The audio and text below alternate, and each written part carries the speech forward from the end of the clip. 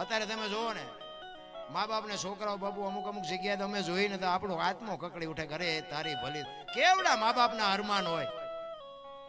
એક પાણા એટલા દેવ કર્યા હોય ત્યાં બાપુ દીકરાના મોઢા જોયા હોય, મારો દીકરો મારો દીકરો મારો દીકરો.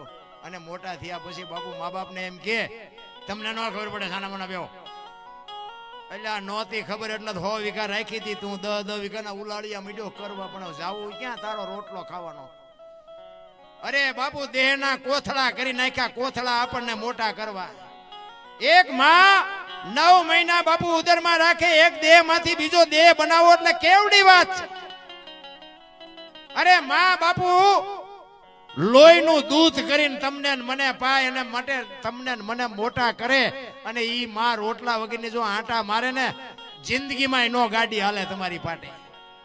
પછી દાણા જોરાવ અહીંયા જોરાવજો, જો ક્યાંય દાણા જોઈએ મેળ આવે તો.